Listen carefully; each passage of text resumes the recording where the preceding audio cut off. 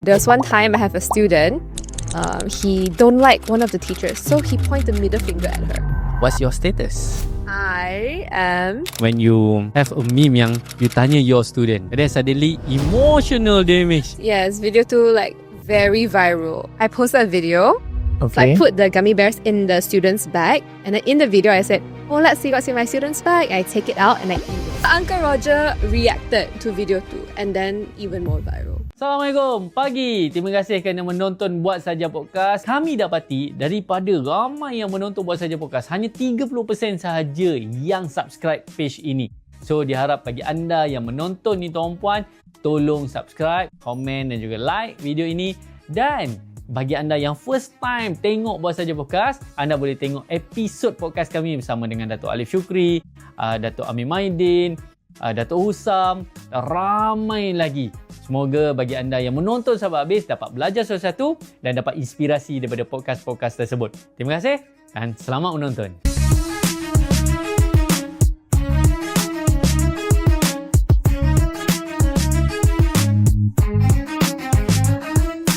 Bismillahirrahmanirrahim. Assalamualaikum warahmatullahi wabarakatuh. Guys, this Buat Saja Podcast is a business and inspiration on the way, number 1 in Malaysia.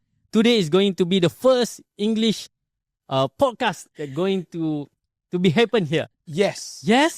First time. First time. The last time Yes. I speak English is during university. Yes, no. Okay, I don't know alright. correct or not. Jalan saja. Yeah, but it doesn't matter about the grammar. It's just a matter of how confident we are. So right now, we need to practice. Yes. Yes. And why we are speaking in English, sir? Because our guest today, Yes. she's an international influencer. Wow. All right. But made in Malaysia. Made in Malaysia. Inspire people. Yes. Right. Don't worry for the viewers or audience. We have subtitles around here. Hopefully that can translate whatever that we talk. Yeah. And please stay until at the end of the podcast. Yes. I make sure do subscribe. Because we want to challenge this influencer because she has 3 million subscribers in YouTube. Wow. Wow. Yeah. Why do you so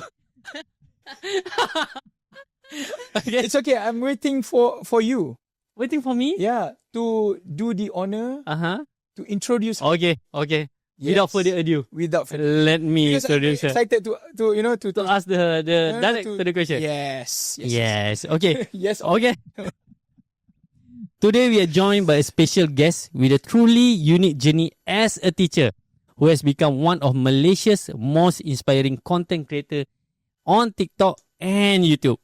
With over 2.5 million followers on TikTok, 1.1 million on Instagram, and 3 million subscribers on YouTube, she has shown that education can be creative, fun, and incredibly relatable. Okay. One of her most viral videos, latest one, Kids Control My First Date, has reached 1 million of views, proving how storytelling and humor can transform how we look at teaching and learning. She's now building her own recording studio, a testament to her professionalism and dedication to the world of content creation. But behind all the success lies a meaningful challenge balancing her role as a teacher with the fast-paced world of digital media.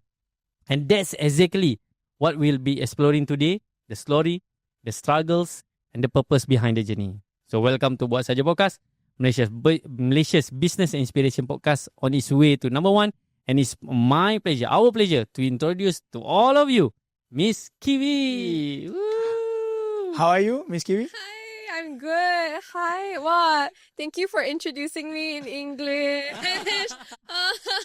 I know this is the first time. I wish I boleh cakap dengan BM. Yeah. But I takut bila I cakap, tak ada orang yang boleh understand apa yang I cakap. So...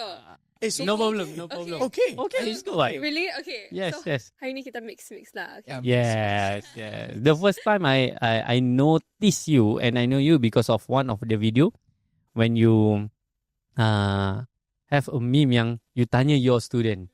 And then suddenly, emotional damage. Yeah, That's the yeah, first yeah. time I noticed about you. Yes, video 2 like very viral. It was so viral internationally. Every time I look at my phone that time, I was reposted on another, you know those page where they share these videos? Yeah. They have like 9gag, those kind of page. Mhm. So I was on all those pages. It was translated in Thai, in Vietnamese, in so many different languages. But yeah, that was a crazy moment for me. You expect or not No, of that course. thing go viral? No, actually, I didn't want to post that video. Sebab I rasa video tu tak interesting to me. I tak understand what is the point of the video. But apparently, emotional damage phrase ni is so viral for kids. And it's Uncle Roger's, one of his favorite phrase. Yeah. Yes. So, Hiya. yeah. Yeah. Yes. So Uncle Roger reacted to video 2 and then it went even more viral. Oh, Uncle Roger reacted to that video. He made a reaction video. Okay. So that one went, yeah. But is that the first video that viral coming from you, or previously already you have become one of the influencers before that video? So that video on my page on total hit like 60 million views. So that was super viral. But previously, some of my videos has 2 million views, that kind, 1 million views. But that was super, super viral. So basically, if I may ask, why you create content? Is it for fun or just like suddenly like buat je and then suddenly okay buat content? So why? I think both. Because when I was younger, I loved to watch YouTube. My favorite, like I watch YouTube all the time. I love making content. I love to make videos also. So that time TikTok was just starting, right? So I tried to make some videos on my own and I realized that, actually people want to watch my videos. My first ever video is with my parents. So I am from Kuching. I live in KL, right? So that time COVID, so hard to go home. So when the COVID ban lifted, I took a video of me going home. That video, my first video got 100,000 views. And I thought, wow. That is the first video on TikTok. So from KL to Kuching. Yeah. You record it and you post it. Yeah. 100,000 Yeah. views. Okay. I was like, wow, I cannot believe it. So then I keep making videos. And then I did one video in school with my students. And then those videos do so well, like hit so many views. And I realized, maybe people want to watch content of me as a teacher. I never thought, I want to make teaching content. But it just happened. One of the contents I make. And so I start to make more content, interviewing my students of my lessons. And that's how it started. You said previously that sejak kecil you love YouTube, right? Yes. At the age of what that you start editing video? Actually, I always edited videos for school since I was 14, 15. But that time was more long form style. That time, short form videos is not a trend. Yeah. So I would edit long form videos with my friends. I would make like really silly videos, like how to bark like a dog, something like this, or how to tell a joke. Like, last time that kind of trend is very stupid trend on YouTube. So I used to do this kind of silly videos with my friends. So I've always liked editing, but I used to watch how to edit, even though I never really edit. So I watch big creators from the US, like do you know Ryan Higa? Yeah. Right. At that time, yes, he was Ryan big. Higa. And I watched videos of him explaining how he edit. Then I realized, like these are the strategies they use. It's just always in the back of my mind. So when I was editing my videos, I remember what I used to watch. And I think that helped me stand out a little bit because I liked it so much. Yeah. Okay, interesting. So anyway, when you do filming with children, right? That's a challenge. I think that's a challenge for me. Yes. Because children, we need to control them, or we need to have we need to understand them, right? So is it naturally born with you to like, go along with kids? Because me being a parent, right? I have difficulties to how can I say? Because every children, they have different characters. Right? Like my eldest yang paling tua 12 tahun, dia ada character yang very mystery one. Oh, You don't tell me anything. You know? Like very private. very private. The second one, dia macam like dia a bit reserved, but he also tell me something, but then reserve a bit. You know? But the youngest one, the third one, always talk, pom, pom, pom, pom. So I have difficulties, you know. So if I have 3 kids, I have this kind of difficulty. How about you? You have like In the same time, making content. in the same time making content. Good question. I think I love kids. That's why. If let's say now in a room with everyone here and there is one kid, my eyes is on the kid and I want to be their friend automatically because I think I'm good with kids. I like to talk to kids. I know how to make a kid like me. If I'm friendly to them, I know that they would want to be my friend. But when I make content, I think the most important thing is how to manage the class. So actually, I'm very strict in my class. Oh. You don't really see it in content. I'm strict but I'm fun, and so I always make it into a game. So who's the most quiet wins. And then we'll do a game. Oh, let me see who is the most quiet student. And everybody wants to win the game, right? Instead of everybody be quiet. And you scream like this, then maybe the students get angry or they don't care about you. Yeah. I try to control them in a different way with fun and games. And they love it when I make content because they hear their voice in the video and then they go home and show their parents. So they are especially the older kids, when I make content, they are even more well-behaved because everything is on video. So they're like, oh, teacher's making video now. Okay, quiet. So they will try to be more well-behaved. So that helps me a bit. Yeah. So the current kids love to be in social media, love to be in video. Correct. But don't you have criticism from the parents? I don't want my kids in the social media. Never. Never? Yeah. Actually, I realize many parents are open to it because the content is positive and it's done in a safe way. But I know some parents are concerned, but personally, I never encounter any problems. I'm very thankful that, the parents of my old school and the parents I work with now are all very supportive. Yeah, good. If I may ask, what is your background actually? Ooh, I study education. You study education? Yes. In which university? I studied in the US. Okay. University of Central Oklahoma. I studied elementary education, so primary school. Oh, no wonder. That's why I know all these tricks. So you plan to study that subject or macam mana? Oh, yes, it was my plan. So after Form 5, I was thinking, what am I good at? You take SPM? I took IGCSE. IGCSE. Okay. Yeah. So I was thinking, In what Sarawak? in Sarawak. Okay. Yeah. Okay. And then I decided that I knew that I was good with kids. I think teaching would be a job that is very rewarding. Yeah, so that's why I picked teaching. Okay. Menarik. Because why I asked that question, some of us, including me, I know what I want to do during secondary school, but then suddenly our plan is not like ikut our plan, right? And I want to do medicine, right? Wow. And then suddenly I got scholarship to do engineering. So, like True. Okay lah, layan lah. layan je lah. So you must be so happy now that you didn't do Listen. 100%. Wow, 100%. So, but then your life journey follow what you want, your plan, right? So that's why I asked that question. Understand.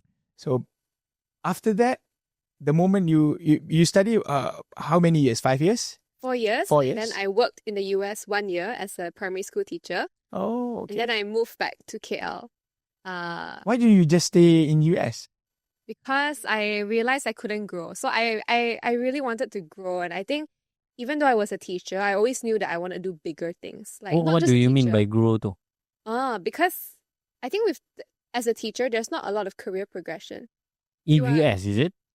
Yes, in US. Mm. Number one, because I'm a foreigner, it's hard for me to stand up. But number two, also as a whole. I mean, teacher, what's next? Principal? And then what's next?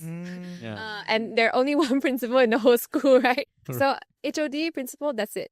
So I have big dreams, right? And so I moved back to Malaysia because number one, I knew that in my own home country, I can grow more. I'm Malaysian. I know the country. I feel like I can stand out here, And so I actually moved back because I took an internship with YB Hannah Hyo Oh, in okay. their office. As what? Just intern. Oh, So even though I worked 1 year already, Uh-huh. I decided when I come back, it's my only chance to try something different. So I tried, Mhm. to be in public office. And then I realized that the administration work is not for me. I mean, I love talking to people. That part of the internship was great. So anyways, I went back to teaching after that. And then that's when I started content. No wonder you came alone. Yeah. Because most our guests, they will come with like PA. PA, someone assist them, Yeah. right? Yeah. And you suddenly muncul dekat I thought, oh okay, alone. Everybody asked me that also. Because I have a team right now, but they're always so busy with work. So I feel like, I can do it myself. I don't need anyone with me. They can do the other stuff in the office. So, how long you with YB Hannah Yo? I was there for 3 months. Oh, 3. Three It's a months short only. internship, yes. And then actually her office recommended me for the teaching job. Ah. They knew someone that was looking for a school that was looking for teachers. So that's how I So started. what subject you teach? So when I started, I was teaching Form 3 science. Form 3 science. Yeah, which is Okay. quite like different. But my course was in primary school education. Okay. Anyway, I did that for 1 year, and then I told them I prefer primary school. So then I went to primary school and I taught English. I also taught a mental health class. So Mental health class. teaching kids how to process their emotions. Primary school. Primary school. Mental health. Yes, but very simple. So very for example, if you're angry, what do? Can you punch your friends? No. No. Can you cry? It's okay to cry.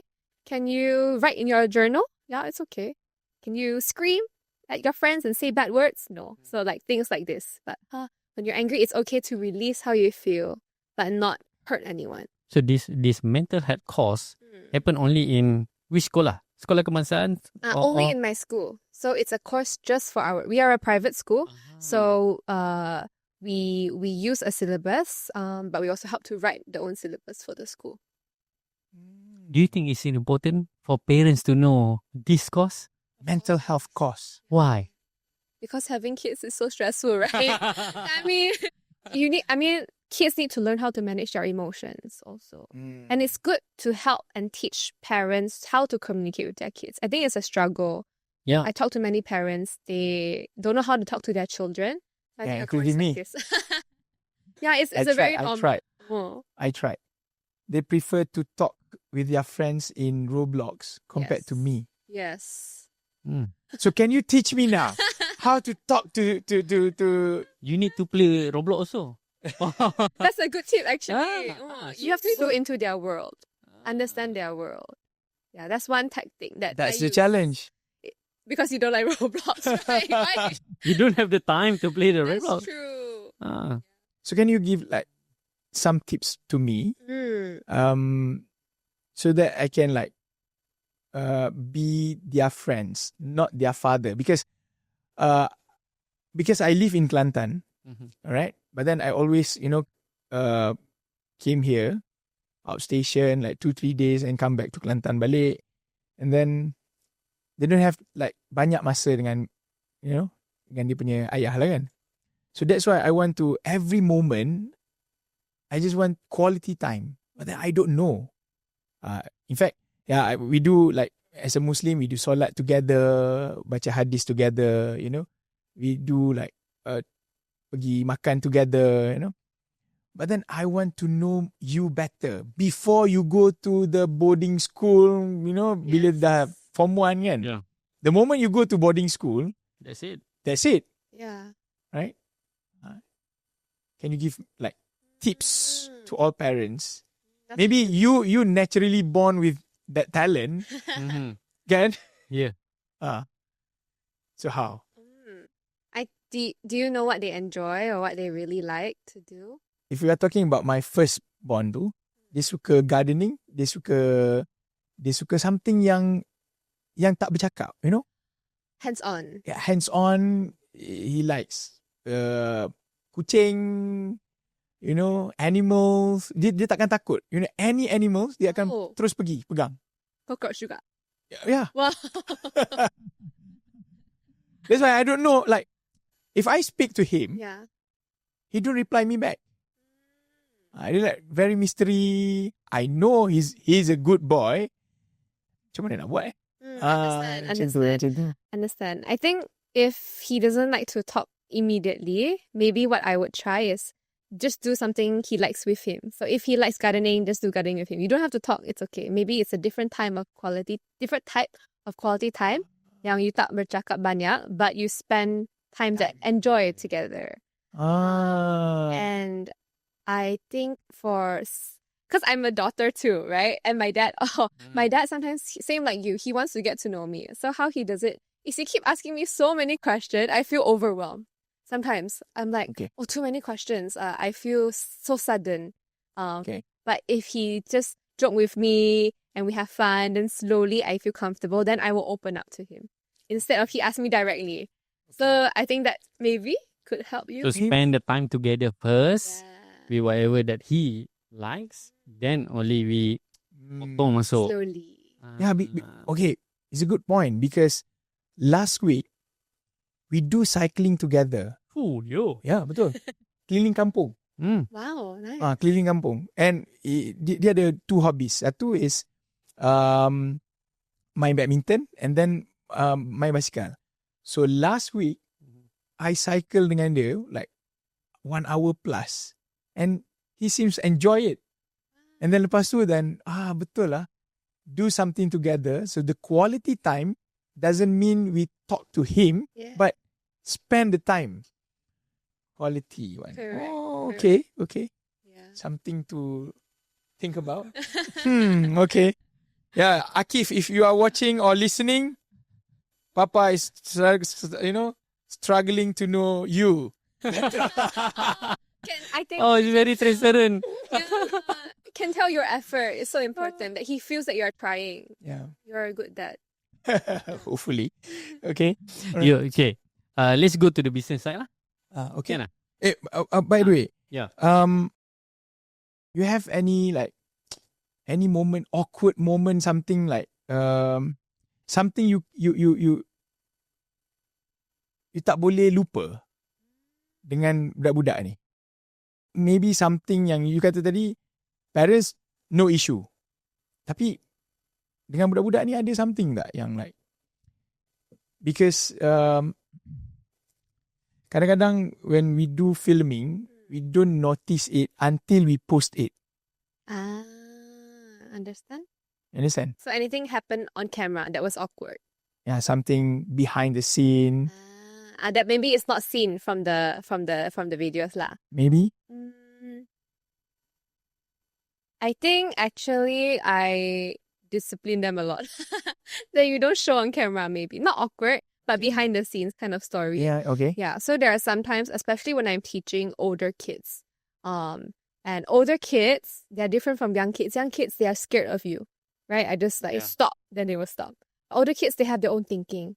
And so because I come from primary school background, and my understanding is just be firm, stop now, right? Yeah. But they don't respect that. If I'm talking to a 17-year-old, last time when I start teaching, I look 17 years old. They think they have no respect for me. So using different methods. So I try to be firm with them, but use different methods. So for example, there was one time I have a student, he don't like one of the teachers. So he pointed middle finger at her. Hi. I was so angry, right? Not to me, but to another teacher. Then I scold him. How can you do that? He don't care about me. He just ignore me, right? Because he's angry already. So I try different approach. Talk to him nicely. Talk to him about respect. Slowly, after time, he understands. I mean, now he's graduated. He's better. You know, sometimes kids do stupid things in school. They need to learn. But yeah, a lot of this we don't see on camera. On camera, it's just all fun and all good. But there are a lot of issues that we have to deal with in school that I don't show on camera. Just wondering also about the student, right? Recently just happened kan yang ada student lelaki. I don't know because of what, because of the girls tak sambut dia punya love ke or anything ke, but what's your comment on this, on the current kids? There's this social problem happening beginning with these small kids. Yeah, it's a big issue. I think that that's why mental health classes, I think, so important. I think that boy, I mean, he's 14 years old, he's young. Yeah. He must have been feeling something inside. He don't know how to control or express, so he did something that was terrible.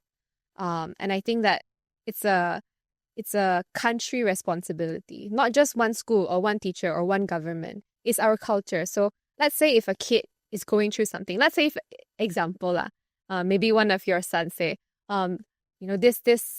this thing made me sad. I feel like I want to cry. Normally in our culture, boys don't cry. Boys just be strong.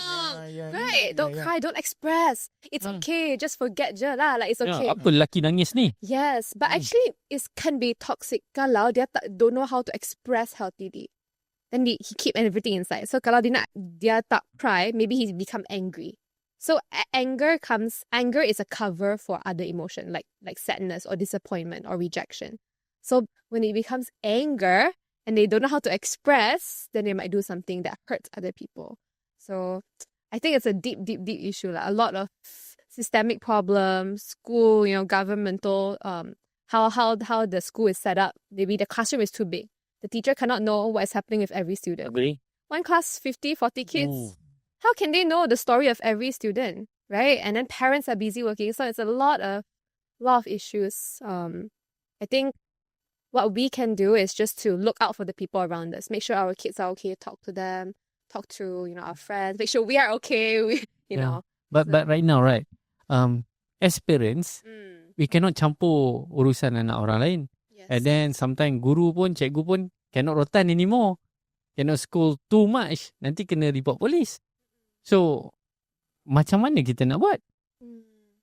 I do think that the government has a role in this to implement some kind of system to make some change. I think a lot of people have been asking for some bigger changes. Hopefully, they said that they will do something. Hopefully, we'll see some changes. But like you said, we cannot control other people. We can only, try to do our best with our kids and the people around us. It's hard. It's hard, right? Especially as a teacher. Yeah, because I understand the teacher point of view also. And I talk to a lot of parents and I hear the concerns from the parents. Everyone is concerned. The teachers, I'm sure, and the day was also scared. They also don't know what to do. No one ever trained them for this. Right? Everyone is confused. Clueless. Yeah, clueless. Yeah. Because my wife, she's a doctor. Most of the cases sekarang ni, because my wife, dia jaga HIV case. And then sekarang ni banyak teenagers yang dapat HIV. Sekarang ni banyak orang dapat HIV. And most of them dapat HIV because of gay and lesbians. That is what, like, the problem yang berlaku systemic dekat dalam kita punya environment yang berlaku kan. So yeah, I agree. Everybody is clueless what we should do, but then I think everybody needs to take responsibility. Yeah. Not only teachers, not only school. Yeah, of course, parents also. Bukan parent also. Parent the first orang yang perlu ambil that tanggungjawab tu. Betul. Because everything starts from home kan. Kita kena make sure our kids do, and then you cannot like blame teachers about everything that happened. Semua berlaku start dekat rumah. Okay, so kita take a break first. Yes. Then kita akan masuk business side. Yeah, how to grow social media. We ask Miss Qiwiee why resign from becoming a teacher full time. Yeah. And do a business full time after this. RYBS Memang mind-blowing, best gila. Founder ada wajib datang. Kalau nak dapat 1 juta pertama, mestilah join RYBS. Saya dah join Raise Your Business Standard. Saya dah join Raise Your Business Standard. Anda bila lagi? Bagi anda yang serius nak grow bisnes dengan lebih laju, saya nak jemput anda ke dalam satu program yang bernama Raise Your Business Standard. Target kami sempena 10 tahun penubuhan Fani Ibu ni adalah untuk membantu 1000 bisnes untuk capai 1 juta yang pertama. So tunggu apa lagi? Daftar sekarang, kita jumpa nanti. Welcome back to our English What Saja podcast. Yes. There's one thing that we didn't ask Miss Qiwiee yet. Yeah. Mana datang nama Miss Qiwiee? Betul lah. Okay. Good question. Yes. What is your real name actually? Yes. My real name is Siqi. Siqi. How to spell it? Shiqi. Siqi. Siqi. Okay. Yeah, just a long pronounce. Okay. Qiwiee is just a nickname my friends give me in secondary school. Because of? No reason. So, okay, my friend's name is Amanda, so I call her Mandy. So my name's Siqi, she called me Qiwiee. There's no reason, no logic, just a random name. So that became my Instagram handle, TikTok, all the handle's name is Qiwiee. So it stays until now. Okay, so the pronunciation, the right pronunciation is not Qiwiee, is Qiwiee. Qiwiee. Macam cheese, Qiwiee. Yes, that's why. Okay. So far, how you rate our English? Okay. Wow, So far, good, perfect. good. We need to ask teacher, you know. Okay. Let's talk about how you built your social media Yeah. empire. Mhm. So you start from TikTok or Yes. which platform? I start TikTok. from TikTok. You start from TikTok, Yes. all right? And then I've seen your IG. I think your IG is 1.3 million. I have 2 IG profiles. Oh, You My have main- 2 IG. So actually, when I started social media, I started on TikTok, right? So all my teaching videos were on TikTok. I never posted anything on Instagram. So I created a new page just to cross-post the videos on Instagram. That's why. So one on Instagram, I have Qiwiee, which is my personal life. So I share my family, my friends, my life. And then I have Miss Qiwiee, which is my teaching account. So all my React content with kids is a separate channel. So I have 2 accounts on Instagram. Yes. But yes, I started on TikTok, and I think in TikTok within a few months I hit 1 million, and I was shocked. I was like, 1 million follower in a few in a months. few months. I think 6 months or 9 months, within 6 to 9 months. So I was really surprised. And then I started to post on Instagram, I started to post on YouTube, and that's how my other platforms also grew. And then I realized, like this could be, like you said, a business. This could be something that I did full time. So I left my teaching job. Like you asked just now. Do you have any like secret recipe to build followers yang macam tu? You know, like In a fast. yeah, because if we have formula, we just duplicate the same formula over and over again, right? Because some people, maybe the formula works at TikTok, Yeah. tapi tak works dekat Instagram. Yes. Kan? So maybe you buat dekat satu Instagram jadi, but then if you want to duplicate another Instagram, dia tak jadi macam your first profile. But in your case, Yeah. 2 account, separate account dekat Instagram, both ada followers yang bagus. Betul. You know? And then your TikTok pun okay. Mhm. In fact, your YouTube have 3 million followers. There's one of the account. Correct. So, ada orang dia buat TikTok jadi, tapi bila dia start to build YouTube channel, dia slow.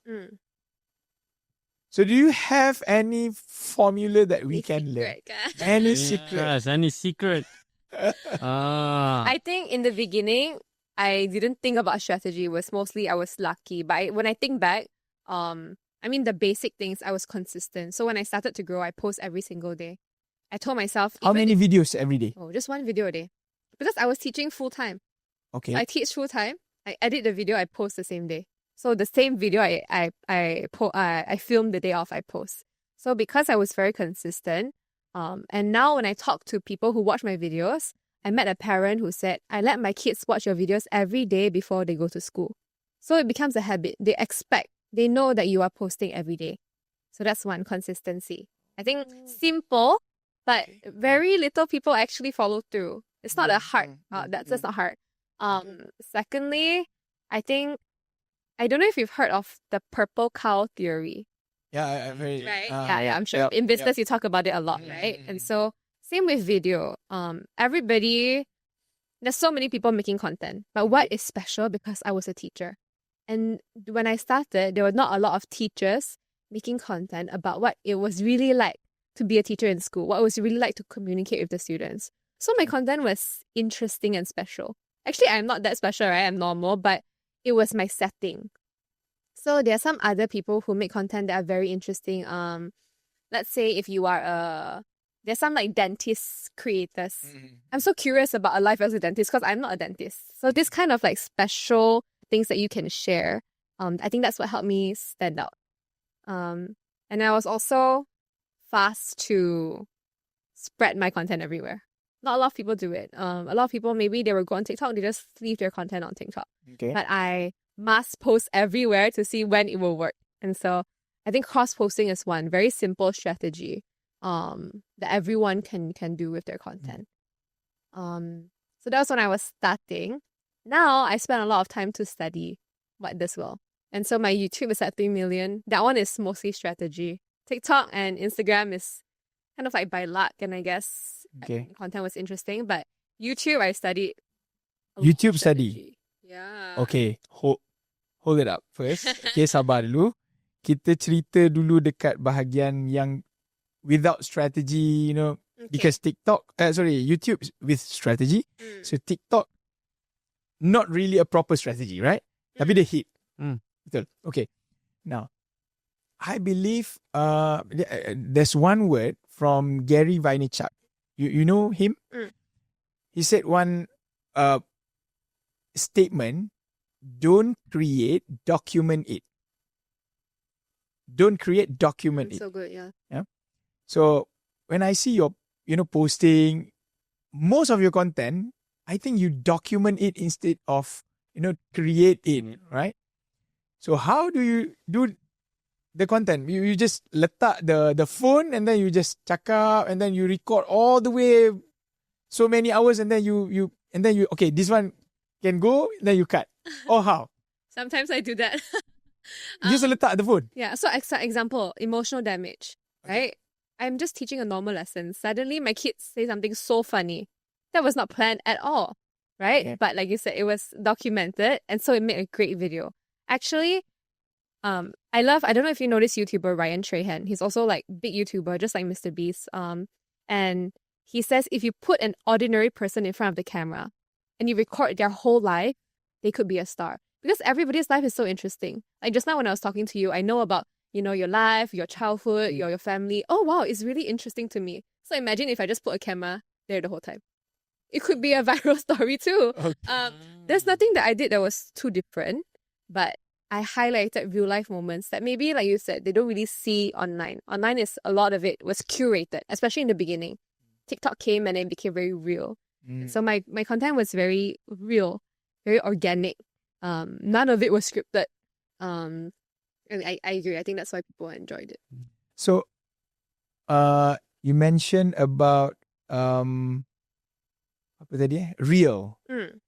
Adakah real adalah part of strategy, or it will be like markah tambahan, untuk that content go viral dekat social media? So, yes.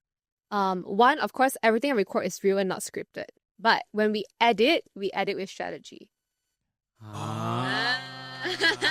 Okay, interesting. Yes. So, wow, I'm telling you all my secrets for real. This is how I teach my team, So when we edit, of course, everybody knows hook is so important, right? So we really focus on a hook. And the simple strategy is always start with a question that will hook you in. Always start with a question. That's the easiest. I mean, there are different kinds of content. Okay. But I used to do interviews a lot with my students. Yeah. I would start with a question, and the question has to be interesting. Okay. That's one. Start with a question. Second is that I must feel a payoff. So payoff is like I feel satisfied watching the video. Last time is first 10 seconds. From when I started until now, things have changed. I think first 5 seconds, I want to feel satisfied. What does that mean?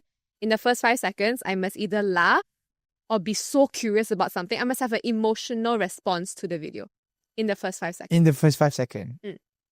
Okay. So when I see a video like that, I know, okay, this video will do well. So that's one. Another thing is we the videos as short as possible. So anything that does not make the storyline good, we cut. Because in real life, we talk so much. But in my videos, maybe something that's 1 minute, I want to cut it to the best 15 seconds. The best 15? Yeah, as short as possible. Any like, so let's say in real life, we may repeat things. Okay. For example, I say, so my name is Qiwiee and I am a teacher. So I used to be a teacher. So like this, right? In real life, we talk like this. But in my videos, I cut it. My name is Qiwiee. I used to be a teacher. Done. So that in the video, when I watch, it's easy, straight to the point. You can understand it.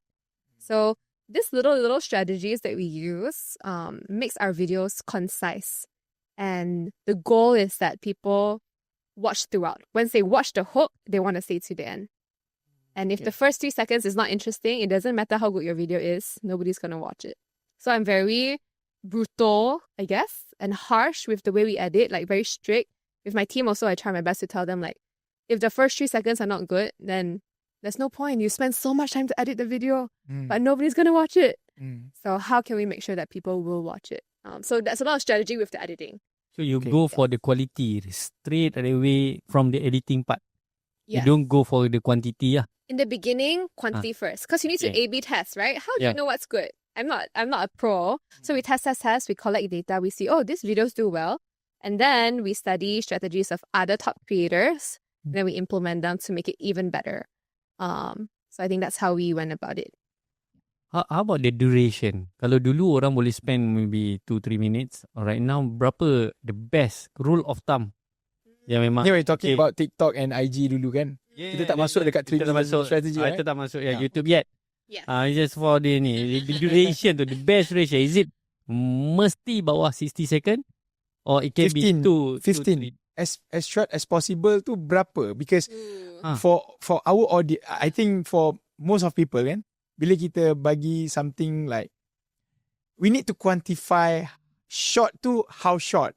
Yeah. If short as possible, then dia akan fikir, for them 1 minute tu dah short. 30 second tu short. How short is short? Good question. So in my team, we don't talk about the length of the video. We talk about the content. Is it interesting? If let's say you are telling me a story that's so interesting, I can listen to it for 3 minutes, no problem. Okay. But if the whole 3 minutes is not interesting, I need to cut it down and get the best part. So it depends on the content. Just like humans, right? If I tell you a boring story, after 15 seconds, you don't care about me anymore. It's the same. And so it depends on the content. The goal is the whole video must be interesting throughout. Not about how long or how short. Because some long videos go viral, some short videos go viral. So it's not about the length. But of course not too... Why I tell my team short as possible is anything that is draggy, anything that don't need to be in the video, I can still understand the video, needs to be out. Okay, you said 5 seconds. You either kena gelak, laugh ke, kan, apa ke. If kita boleh pecahkan benda tu, you know, like, be specific, more specific. Yeah. What type of content yang, you know, like, akan ada high chance probability in 5 seconds tu. Kita focus on that 5 seconds. Yang akan ada kemungkinan tinggi to go viral. pay off. You know, kan? You mentioned Yes, pay off, right? Right. So, you mentioned tadi laugh, gelak. Lagi, ada lagi? Anything? Curiosity. Curiosity. So they have to stay curious past 5 seconds. Okay. Yeah. Anything else?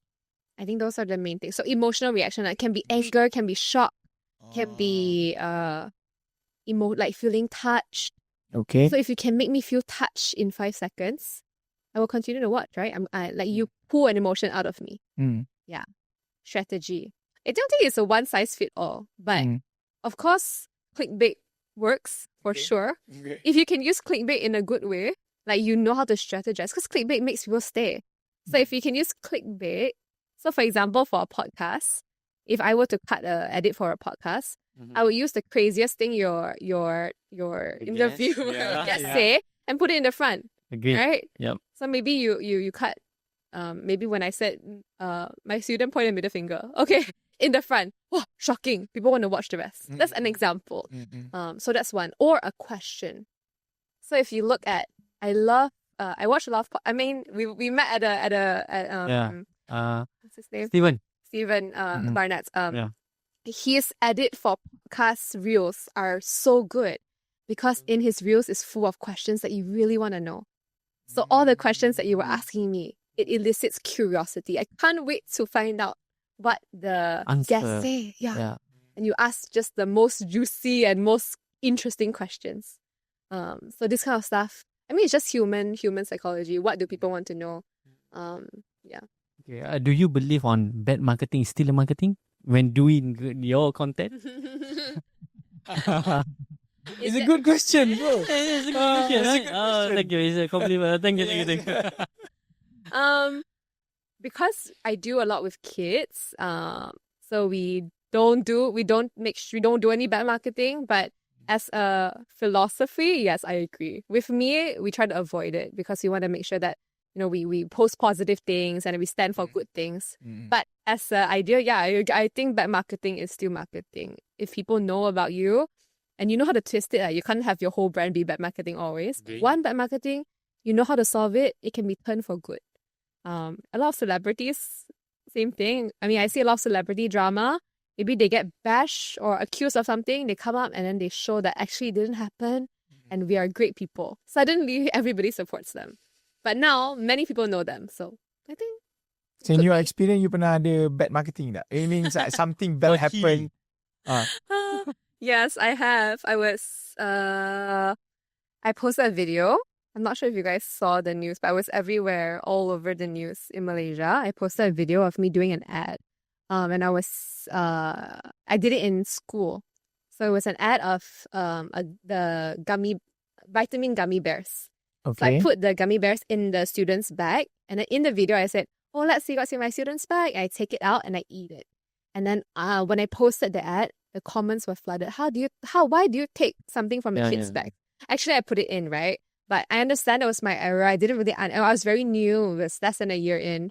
But it was a huge problem. And people started to question, do parents let you film? Like, how can you film this in school? And even though my school consented and they knew, but of course from a public eye it was different. Anyways, I issued an apology, but it was a huge thing. I would be driving home from school and then BFM is talking about me on the radio. Yeah, it was really scary, my first time. I didn't know how to handle it. But so you teach mental health. So how's your mental health at that moment? How you handle yourself? Yeah, I mean, I was really stressed, but I was like problem-solving mode, right? Just try to solve it and admit my wrongs and improve. And so, I didn't want to affect my school or my students. That's my number one priority. I want to make sure that they're protected. So that was bad marketing for me. The good side of that, because I had so many articles written about me, I was able to apply for a blue tick Instagram.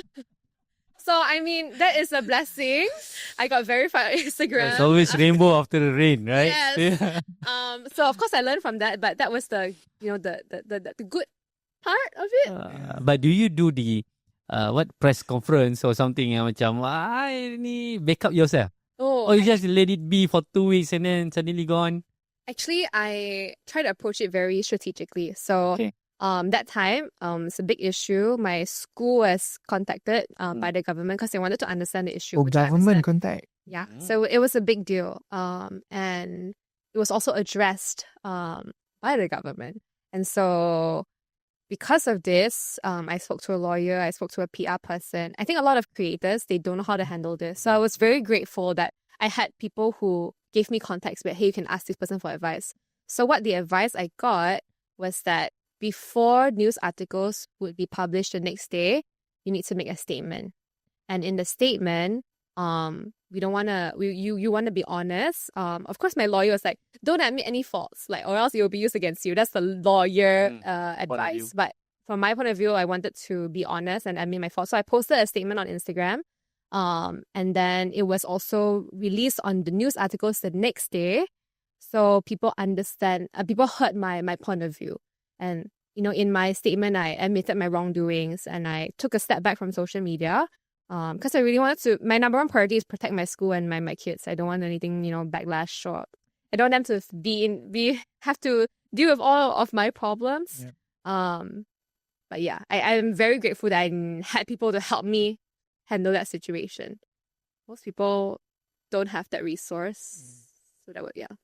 So you address the problem through written statement. Yes. Bukan through videos. No, not through videos. That time I was so emotional. I would look like onto the video, I was so stressed, and so I rewrote my statement like 20 times, making sure that everything was written So well. the statement you write it on your own. I write it and I got advice from my lawyer. So they were very, very careful about what I should or should not say. But I was able to tell them, I was able to express my honest feelings. But a lot of people don't ask for advice from professionals. And I think that is because when you're emotional in that moment, and maybe you're angry or confused. Because it's involved a cost. Correct. Right. Yeah. And not just I was involved, other parties were involved. So I had to be very careful and mindful about how I said certain things. It involved government yang pun bertanya kan. So must be huge, BFM. Yes. I cannot imagine the gravity, during you're driving, someone talk about you. Oh my God. It was a big deal. But... Okay, let's come back to our discussion. Yes. Anything else you want to add up, the strategy dekat TikTok or dekat IG? Anything else before we go to strategy dekat YouTube? I think the biggest thing that if, people watching is to be yourself. A lot of people, when they make content, they think, oh, this works for them, let me copy that. But if you're not yourself, people can sense it. It's either very awkward or the vibes are off. So I think number one, make content that you feel comfortable with. It's very important. Do we need to stick with only one USP? Ini that for you a teacher, right? Yeah. Mesti kena jadi teacher. You buat untuk cerita tentang makanan ke apa ke semua tak pergi. Is it true or we can rojak our content? I think if you are a personality, you can do many things because people like you for you, right? So some people are very charismatic. So they eat, they dance, they do everything, everybody loves it. But if your content is, let's say, very focused on one thing, so people know you for cooking, let's say, and you never talk in your videos, you only cook. Suddenly you do traveling. So random. Maybe your audience follow you for cooking. They want to see cooking. So I've seen big creators. I know someone millions of followers pivot, completely different content, and he lost all his followers. I mean, they don't watch his videos anymore because it's different. I follow you for teaching. So when I pivoted, I stopped teaching, right? It affected my views. So people who watch my teaching content, they don't watch it anymore. So they would tell me, just now I met someone from your team. I used to watch your videos when you were teaching, but not anymore. I'm like, oh. And people tell me that often, and I have to acknowledge that. When I pivoted, some of my audiences were lost, but I also gained different audiences. So I think you have to do it carefully and slowly. So when I pivoted, while I was still teaching, I tried new content at the same time because I wanted to use the best strategy that I knew then to slowly make my followers used to a new type of content. Kenapa you pivot? Because I left teaching. So then I couldn't make content in school anymore. So I did a lot of street interviews with kids instead. So those videos did great on YouTube. But on other platforms like Instagram and TikTok, like you said, not every content does well. It didn't do as well. And so right now we are in the midst of re-strategizing, what kind of content will work on all platforms like it used to.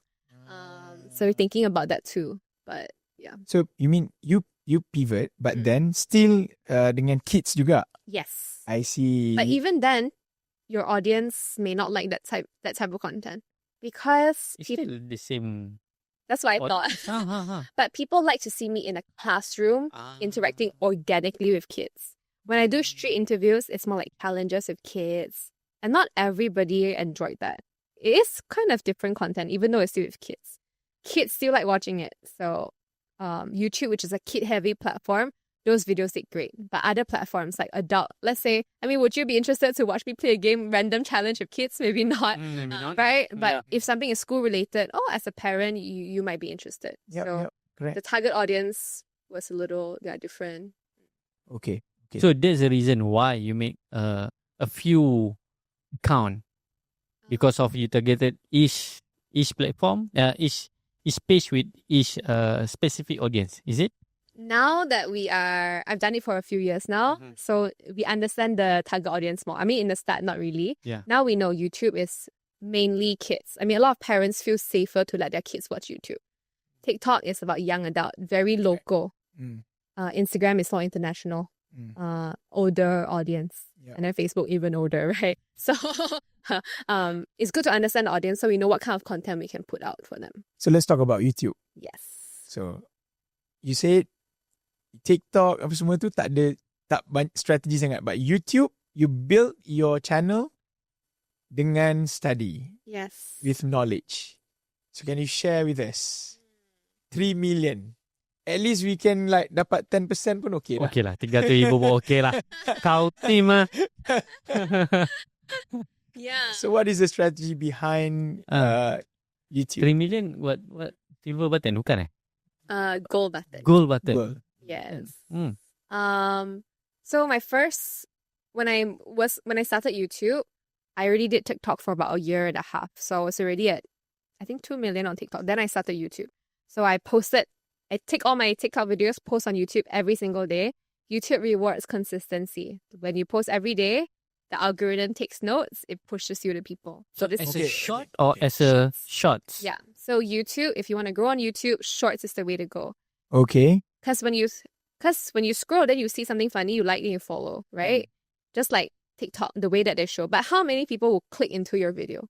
Unless they already know your podcast, unless they know you, they have to log into YouTube, type your name and click. Or they click the link that you post on your Instagram, right? But the steps there are more layers to getting to your content.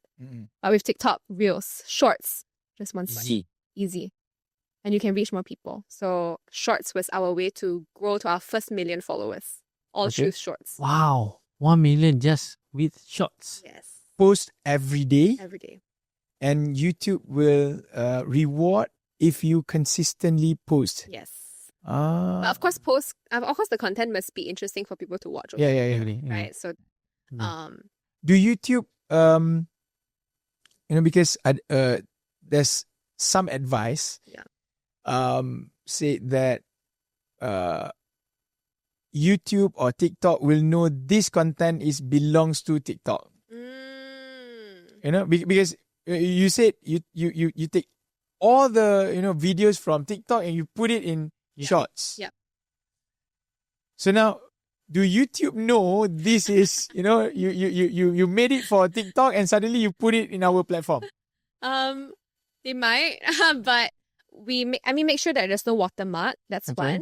one. But I think these platforms, their number one goal is to get people staying on their platform as long as possible. So they don't whether they're like, this is from TikTok, I want to ban the video. Not really. As long as your video is good, they will reward it. So I don't think that was a big issue. But yes, no watermark is a good idea. So you start YouTube what year? Which year? I 2000? started YouTube. I think I only started cross-posting on YouTube last year. Last year, Yes. In 1 year you got 3 millions. Yes. Seriously? Who? I mean, last 1 year and almost 2 years last year. 2000. to be honest, 24. my kids, they also watch YouTube dekat TV, Yes. right? But then they watch shorts dekat TV, which is kita tak boleh brain. Why you watch shorts dekat TV? Because TV is meant to like Long form. landscape every single day. I cannot brain why you watch something, meant for telephone dekat TV. Betul. Then betul lah, way to go is shorts. Okay? Alright? Okay. You just started last year, right? And then How do you monetize YouTube? I mean, Nanti dulu. Monetization relax. Oh, lalu alamak. Okay, itu pay off dia. Tunggu sampai habis. Dia tak mungkin only one strategy and achieve 3 million. Mesti ada lagi strategi lain. Okay. Right? yeah. Okay. Kita Well, asking the right questions. Yeah. This podcast is smart. So I believe YouTube helps audiences be loyal. Other platforms, the audience is not too loyal, right? Mhm. So for YouTube, other platform tak loyal. not as loyal as YouTube, from my understanding, because imagine one YouTube long form video, like you said just now. Your video is 3 hours. 4 3 hours long. Mm. I spent 3 hours with you, right? Watching the video. On your reels, I spent 15 seconds and then boring swipe. Yep. I don't really remember you, but 3 hours, I know your character, you know, and everything. So I decided to do long form videos. With long form, then you need strategy. Because long form is very, very tough. Agree. Because people have to click into it, you know? I mean, you guys do shorts and your shorts perform great, right? But long form is tough for us too. So we analyze so many videos, learning about thumbnails, learning about the first 30 seconds of the video when they click into it. So for example, simple strategy, all our YouTube videos, we have no intro. We start straight away. No intro, start straight away. Dia 30 seconds. Yeah. The hook that you said, yang macam tadi tu, bawa ke depan. That 30 second must be filled up No, with... this one is long form, right? Yes, Yeah. long form. Long form. We don't even do the bawa ke depan part because our channel is new. So I recently started a brand new channel actually called Kaya channel. Mhm. We got 60,000 followers. 60,000. In just how many days? Month? 1 month. 60,000. In 1 month, yeah? I think- Producer? No, bro. I think because Huh? kita lelaki kot. Is it true? Is it even? No. Okay. No. Actually, the top YouTuber in Malaysia lelaki juga. Siapa? What's his name? You know the top I only YouTuber know in Mr. Beast. Oh ni, I think yes. Yes. Alifan. Tapi Ali Irfan, his content involve Woman. good. Our content Oh, yeah. Only stop. No. Mr. Beast. Mr. Beast. He's a guy. But so yeah, we start the video immediately because from our point of view and what we studied is that, let's say I look at your thumbnail and your title. It's interesting, right? I don't know who you are. I click into the video and the first 30 seconds does not make me interested. I'm out. I'm not watching the video anymore. So we look into these tiny details. So for example, our first ever video on that channel hit 3 million. Why? Because we think that the video concept was great, the thumbnail was great, the hook was great. We also posted other videos after that hit 30,000 followers. 3 million, 30,000, same channel. So we analyzed why. Like, that was a flop, right? Oh, I guess the thumbnail was not great enough. The title was okay. Actually, the content was very interesting, but our hook was not strong. Title not strong, thumbnail not strong. Okay. So because of this, big difference in views. So we analyze, we learn, but yeah, it was a lot of strategy for sure. Not just fun content, not just simple editing. And times have changed. I think a concept that worked 1 year ago, 2 years ago may not work now. So we're always staying up to date. Okay. Why does he name it Kaya? What does he mean? I mean, I wanted it to be Malaysian, so Rich, just rich. Kaya. Yeah, two meaning: rich in culture, rich in education. My favorite food. Yeah, so Kaya. I see. Okay. How about bila kita buat video dekat YouTube, long form, do you have any strategy to, you talk about thumbnails, you talk about the apa tadi tajuk dia kan? Do you have any strategy? What kind of strategy yang thumbnail make people want to click? Or tajuk tu apa yang membuatkan orang nak klik tajuk tu? You have any specific formula? Yes. Of course we are still learning, but for thumbnails, because it's very small, and when you create a thumbnail, you create on laptop, right? Yeah. When you approve the thumbnail, maybe on laptop, but most of the people see it with their phone. So in a tiny screen, can I see what's happening in the thumbnail? So no tiny words. It must be very clear from a small screen. So I tell my team, less people as possible. Less people. I don't want too many people on the thumbnail. So or who is less people. as possible? I want to put the most important or the most famous or the most interesting face as my thumbnail to hook you in. Okay. Yeah, agree. I see. As you can see here, Kaya, walk through it. Memang penuh dengan emotion.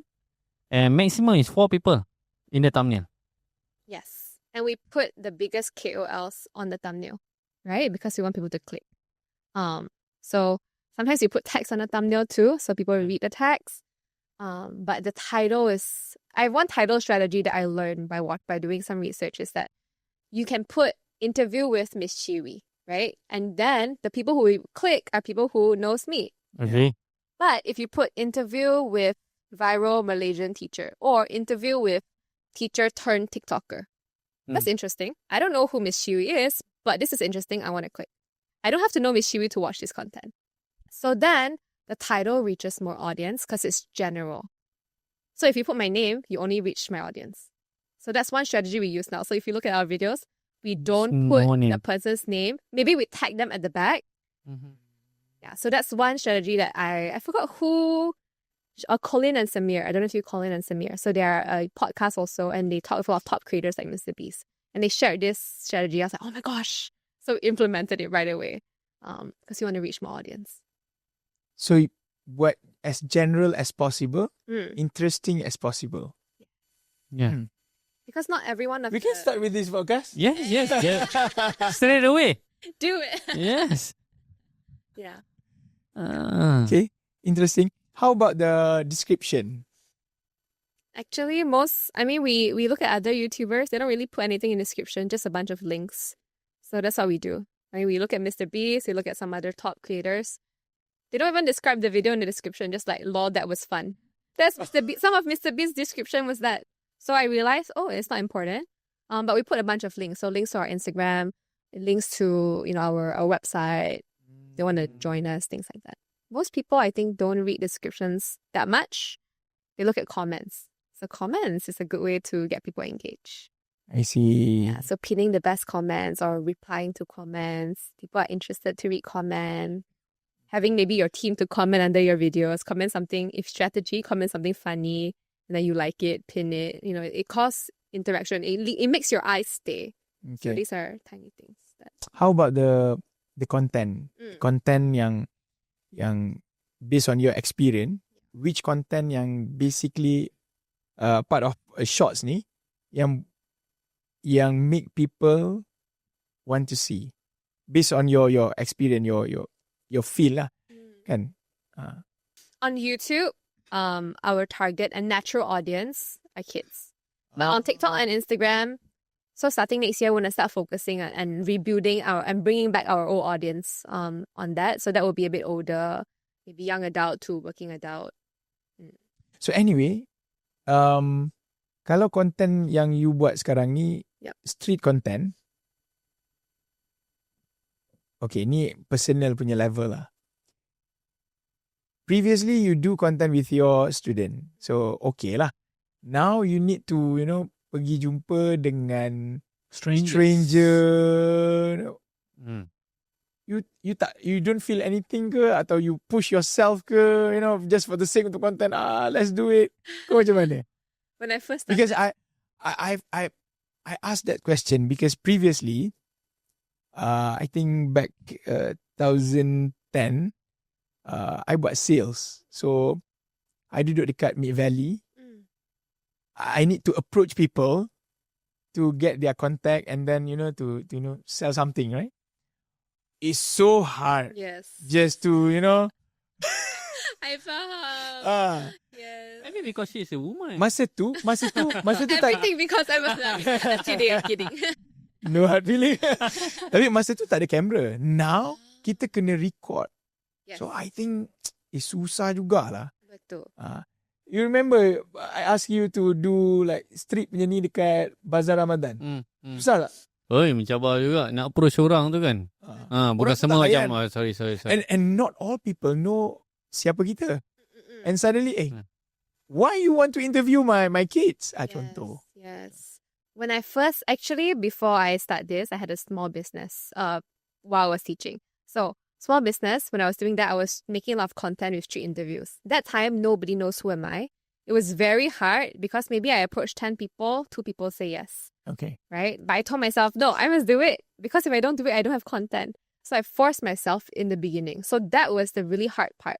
So I give myself a benchmark. Okay, in my mind, when I'm filming, I know that I can make 3 videos. Okay, like one day, I make 3 videos. I have enough content. So after that, I go back. But I'm disappointed. I'm sad. But I do what I have to do, right? I push myself. Now, because I'm more well known, people recognize me, so it's easier. But it's only easy because they want to push their kids. They're okay to volunteer their kids. A lot of parents, you want to interview my kids? Okay lah. And I ask, can I interview you? No. So adults are more shy, but they're okay to let their kids interview if the kids are okay. So now it's a bit easier. It's easier to interview kids than adults, I realize. But yeah, because I'm more known now lah. Not like last time. Unfair advantage tu kan. Woman and famous. Anyway, in your company now, you seorang talent or you ada talent lain to do the content? Yeah. I'm the main talent. Okay. For our YouTube channel, the one that you mentioned, like Kids Find My Date. So we also have kid talents Okay. that we sign on to the company. And so they appear in multiple YouTube videos. Kids talent, Yes. Very interesting. I want to send my kid. Yeah. Can It's a lot of fun and we're very happy that the parents support it and the parents like love that their kids get a chance to really build their confidence on camera. So whenever we're on set, imagine a set like this. Sometimes the kids are more confident than our guests. So they are the one talking to the guests, making them feel welcome. Kids podcast. No. Kids the one yang buat the focus. Yes. Why I ask this question? Because my daughter, dia memang suka buat content, but then I never post it. I never. Every day, when my wife tengah masak kan, she will like literally take her phone and then she will like talk to the camera. Hi, my name is Safa. Today I'm going to talk about blah blah blah blah blah blah. And then I just leave it there. I will never post it. What is your point of view? I think it has to be in a controlled and safe environment. And I don't think that it's safe to let kids post whatever they want and be on control of that because you never know what people are going to comment. And I think these kids are young, so you have to be protected. I think if, filming with your daughter, you are the one who posts, you are the one who control, you are the one who read the comments. Personally, I think it's okay if you are comfortable. So we make sure that all our kids are safe. So we look through the comments. Anything that's too personal, we make sure to remove it. We have a lot of safety words. So we block all the safety words that we don't allow under content with kids. Content with kids. That is what Yes. I'm concerned. Of course. Macam mana the platform punya rules and regulation kids. That is what I meant. I see. Because thought like if I post it in TikTok and suddenly content no tak boleh. Kena ban. So satu is I'm scared about dia punya future because if suddenly dia go viral whatsoever kan, everybody knows her. Because I think my daughter, dia ada satu, I think as a parents, dia ada something yang people love about her. Star quality. Yes, correct. Wow. Star quality. I don't know daripada mana dapat. Maybe daripada ayah dia sikit, mak dia sikit. I don't know. Tapi I think kalau I post it, something great will happen to her. I think. Yeah. But then I'm the one yang stop. I see. Because of I scared about her and then about the platform punya rules and regulation. So macam mana kita focus on rules and regulation punya platform macam mana? On TikTok, you cannot live stream with kids. But if you post a TikTok video with kids, an adult is there, it's fine. Completely fine. Kalau kids saja? Kids sahaja, I've never really done that. I'm not sure. TikTok is a bit more... Yeah. Instagram is okay. You can post videos of kids only on Instagram. The platform is okay with that. For YouTube, it may be made for kids. It's made for kids means it won't be pushed to the normal YouTube FYP. Yeah, YouTube Kids only, so only kids will watch it, or if you have YouTube Kids. So platform-wise, quite okay actually. Quite okay. Because they know that parents want to make videos with their kids, and it's real life, right? I mean, it's the social media era. Okay. So your page is YouTube Kids or No. All right. Not YouTube. Because of you already be part of the video. Okay. Dia- Another question about YouTube. Anything else you want to add? For Any me, strategy? if I want to ask, right? Sometimes it's very hard to do something consistently. Yes. How do you manage your time? Previously as a teacher, as a ni, apa semua ni, and at the same time you need to do all of these things. Yeah. Now the busier I get, because I'm doing so many things, different channels, it's a bit tough to maintain consistency. So time management, I guess. I haven't figured it out, honestly. But when I was starting, I just forced myself. And I guess I was so obsessed with growth. I really wanted to grow. I really saw the potential in this. And I know how to be fast. We can consider you as a Gen Z, right? Yes, I'm Gen Z. So Gen Z usually is very... There's a two type of Gen Z. One is something like you, is very growth one. And another one is work-life balance lah. Tak payahlah kerja susah-susah apa ni.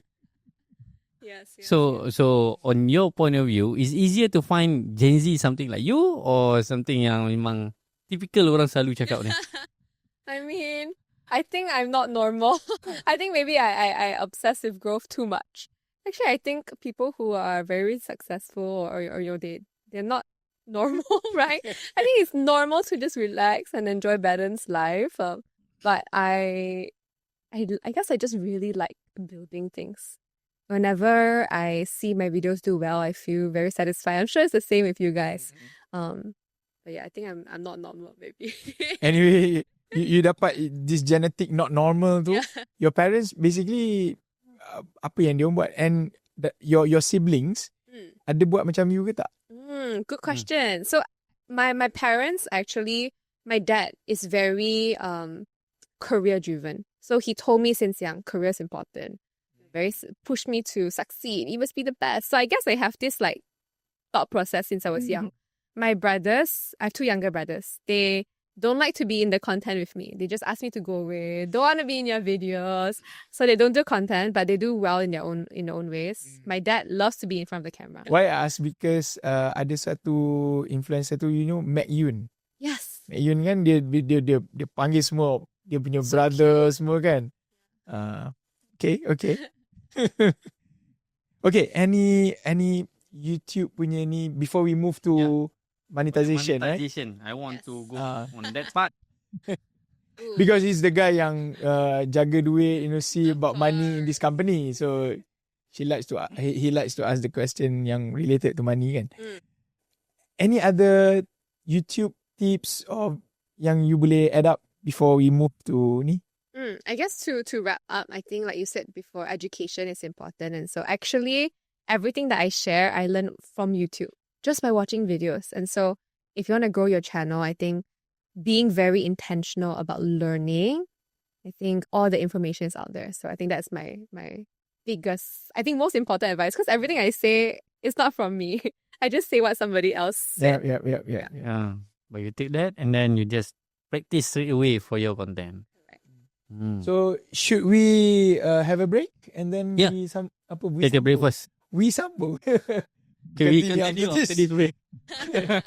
RYBS memang mind-blowing, best gila. Founder ada wajib datang. Kalau nak dapat 1 juta pertama, mestilah join RYBS. Saya dah join Raise Your Business Standard. Saya dah join Raise Your Business Standard. Anda bila lagi? Bagi anda yang serius nak grow business dengan lebih laju, saya nak jemput anda ke dalam satu program yang bernama Raise Your Business Standard. Target kami sempena 10 tahun penubuhan Fund Ibu ni adalah untuk membantu 1000 bisnes untuk capai 1 juta yang pertama. So tunggu apa lagi? Daftar sekarang, kita jumpa nanti.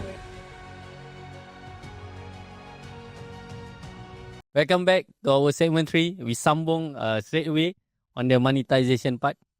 So the first question, how much you get? Oh, boleh macam tu. Betul. Because Apa tadi I tulis tadi? Alah, mana dah. Start terus video tu. You know, Straight no away. hook, straight away. Yeah. True. Yeah. Straight away. Because suddenly, currently, right, lots of youngsters want to be an influencer. Yes. Yeah, Influencer. celebrity. Because they think this is a place to make money. Yeah. So, the intention is to make money. Jadi influencer, make money. Is it true? And how much you get actually after this 3 million? Is it really, really, really kaya T20? Oh. Good question. Actually, so how YouTube pays is by views per country. Per country. So every view from this, let's say a country Malaysia. So for one view in Malaysia is, let's say 0.001 ringgit. Mm-hmm. But if it's India, then it's 0.0011 rupee, right? My number one country is India. So Serious? yes, India has such a huge population and huge English-speaking population. Oh. So my videos actually perform really well in India. Wow. So you rich in India. So This one is for which channel? for Miss Qiwiee. You see. Qiwiee. For Kaya channel, we try to make it more local. So, they watch Malaysian YouTubers buat street punya interview even though they are from India. Yeah, and also I have a pretty big US audience because my content is in English. Interesting. So YouTube is also pretty diverse country-wise. But in terms of the money that we make, I think only when you hit, so they don't pay you per subscriber, but they pay per view, right? So only if I hit, let's say, 10 million views, then I would say, okay, the money is pretty good. It's not enough to sustain my company. Dengar tu. Yes, so we have to do other ways. We make money other ways to sustain my company. YouTube for us is a side income. YouTube is side income. Yes, because we cannot control how the views, right? Let's say this month, all my videos don't perform. I have no money, right?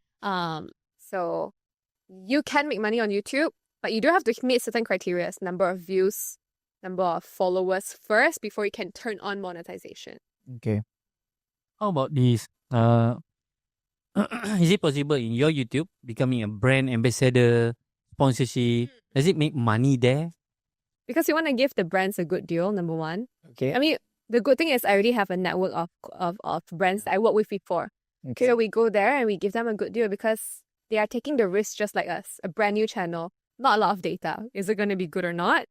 They don't know. I mean, Yeah. I can't promise them. Agree. So we give them a very good price, and our goal is just to get the brands in. Number one, for my team to know and learn how to pitch to the brands. The goal is not to make money first.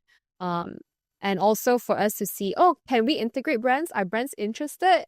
And learn more like how do we sell? Then we know the needs and what the brand wants. So yes, we've sold all the episodes at a very, very cheap price. Cannot even cover the cost of filming, but we want to start and maybe just show other brands like, hey, we do have ad placement. This is how the ad placement look like. So once our views increase, followers increase, then we can increase our price, and continue to. I think that's more safe source of income than just on YouTube views. Yeah, agree. Okay, about the ads placement. Yep. Sebab I suka pergi deep sikit daripada shallow and surface kan. Ads placement, your long form content, how long? Number one. Number two, dia punya ads placement duduk dekat mana? Good question. And berapa kali boleh keluar? And berapa kali boleh keluar? Good question. So the ad placements that we sold this year, so our first question, our video is about 12 to 16 minutes long. Oh, 12 to 16. Yes. Tu je. Okay. Very short. Very short. Yes. Okay. And our ad placements we sell for 1 minute. Okay. 1 minute ad placement, and we tell the brands that we will place the ad in the first 5 minutes of the video. Okay. However, I think we want to change our strategy again because I think 1 minute ad is too long. Nobody will watch the full minute. So we might want to break it up. and do more subtle ad placement, or maybe 30 seconds here, then 30 seconds again. Or maybe product placement. Product placement, correct. So we are still trying to figure out how we want to sell it. Yeah. And Is it good SME that just start their business to do this ads placement in YouTube yes, from your point of view? for sure. I think Malaysian brands spend a lot of money on TikTok, Instagram, right? For ads, especially, yeah. So YouTube is an untapped market. And actually, many people watch YouTube, but there are not a lot of ads there. So if you are you have the first mover advantage as one, and you are in a space where people watch because they trust the person. They want to know the content. So I watch your podcast because you give me information that I cannot get anywhere else. So I trust you. I trust you even more after watching you for 3 hours. Then you tell me something that you love. So the trust is there, and I think data has shown that people trust YouTubers way more than any other content creators on any platform, just because we spend more time with you. So I think YouTube is a huge space for ad placement, for sure. Yeah. Okay. So about the masih lagi dekat ads placement ni. It's the first time I ever speak about any about these things.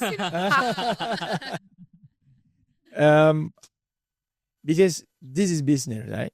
When we talk about ads placement, the way we talk about the ads itself will make our audience apa dipanggil annoying atau tidak, Love and hate relationship lah. Correct. Right. Kan? Menjual sangat dia ni. So what is the grey area yang you we want to make money, but in the same time I don't want to buat my audience rasa annoying. Yeah. So of course really cheap yang itu business punya side, but then the creative side, Of course.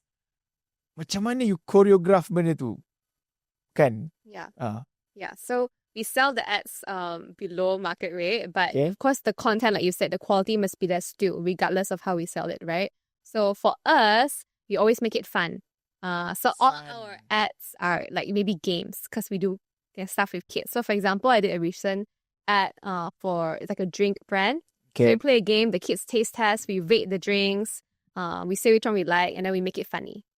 So very chill, straightforward, but make it fun. Okay. Personally, I've seen a lot of podcast ads. They just directly tell, because podcast is speaking. So they just say, hey, actually, I really love this brand. I love this product. If you guys want to try it out, this is my discount code. I eat it every day. Now, on to the podcast. And then they just move on. Yeah. So natural. So they trust you. So, they understand that you need to make money. You're making this valuable content for free. They need to make money, right? So I think most audience are okay. If you just do it in a trustworthy way. Okay. How about pemilihan orang untuk masuk as your sponsor tadi tu? Yeah, of course you start dengan cheap, tapi because ada certain okay, to be honest, ramai je yang nak masuk dalam buat saja podcast, to bayar, kan? But then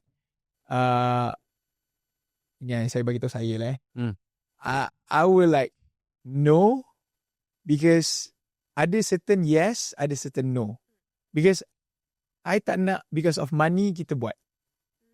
Kita mesti mission driven punya style. So kalau you tak kena dengan kita punya value, Yes. then we Sorry. Yeah. Kan? Walaupun banyak nak bagi duit ke apa kan, no. So in your case, macam mana? How do you choose? You sebab you punya channel is kaya contoh kan, so it's open. Yep. Or you have pemilihan, you choose siapa yang boleh buat ads dalam your ni, or apa, anybody can. We are family friendly. So number one is whatever products we bring in must be family friendly and must align with the branding. That's number one. So there's a principle also when you choose your sponsor.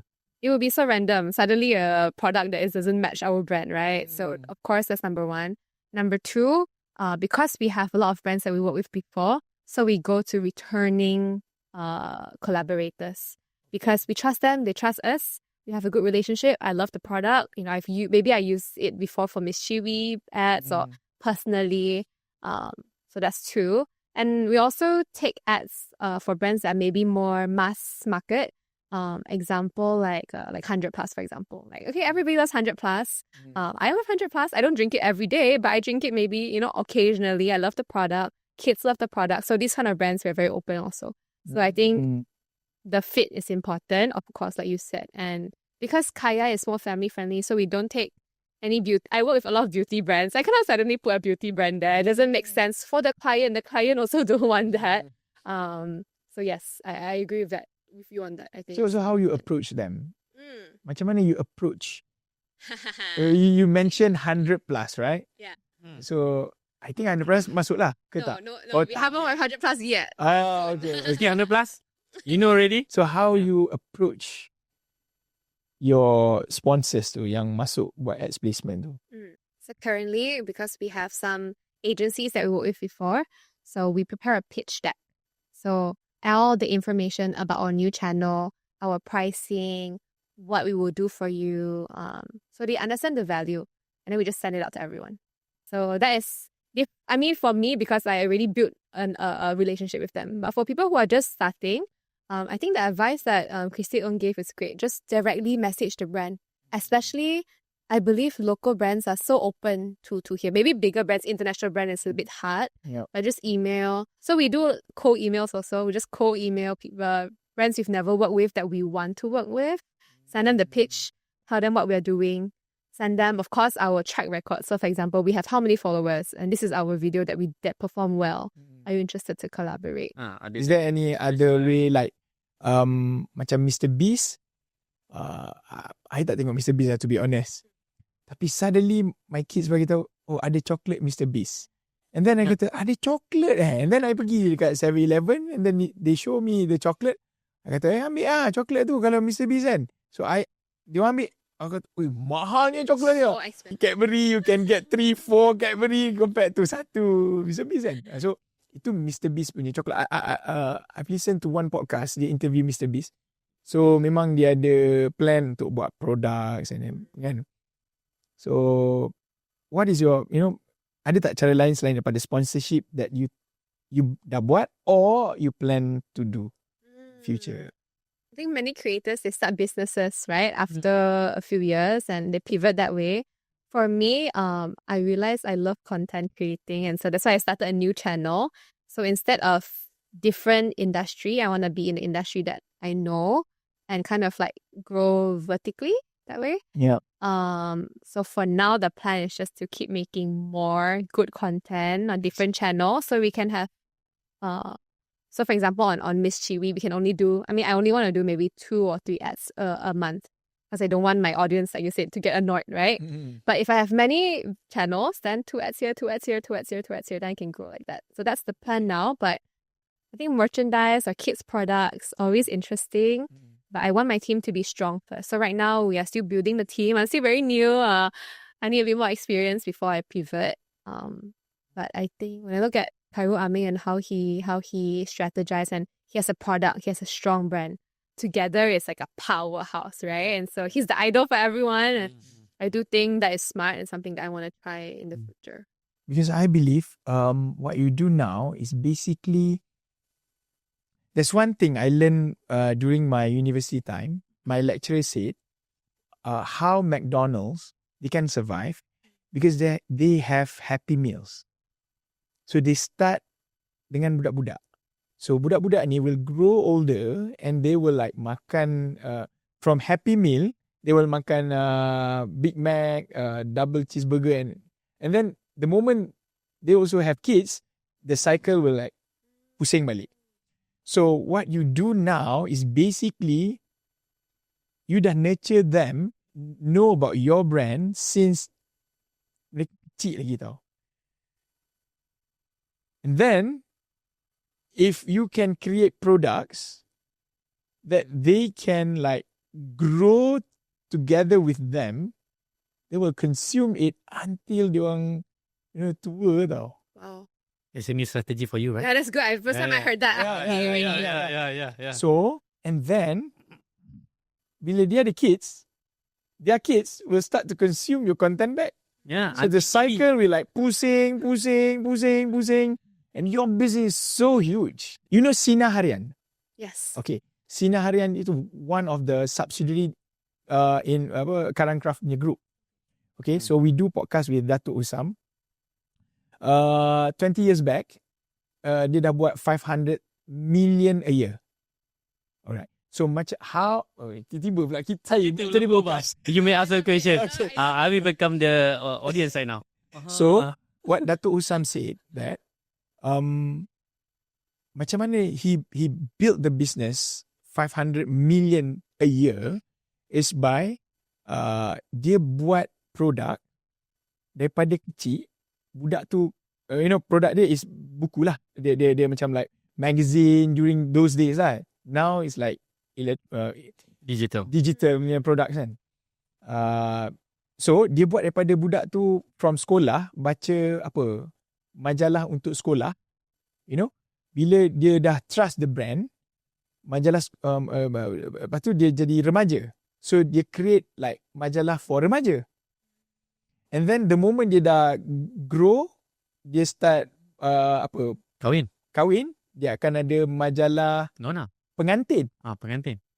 And then daripada pengantin dia jadi mak-mak, dia jadi majalah nona. And then dia ada rumah, dia akan baca majalah untuk rumah. So the cycle akan pusing. That's why from the moment I talk to you, I think your brand, if we can create great product, of course content is your passion kan. Yeah.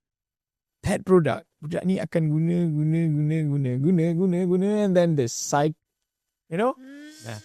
So you can make like so much money, I think. Yeah. Miss Qiwiee, don't forget us after you're getting rich, okay? Call us, okay? You guys should be my consultant. No wonder they're consultants. Wow. Good, that's really good advice. So. Okay. Already forget what I want to ask already. Suddenly, because I think there's a huge opportunity there. in fact, Because you you can, already like your audience is like from India. Yeah. You have one of the biggest market everybody's talking about. 1 billion people kan. Okay, anything else nak tambah dekat bahagian okay. Because you just said about the team, right? Team. So how many teams do you have, and How you find talent tu? yes, Talent tu. Right now we have, I think, about 10 people on the team. Okay. How I found talent, job street, I guess.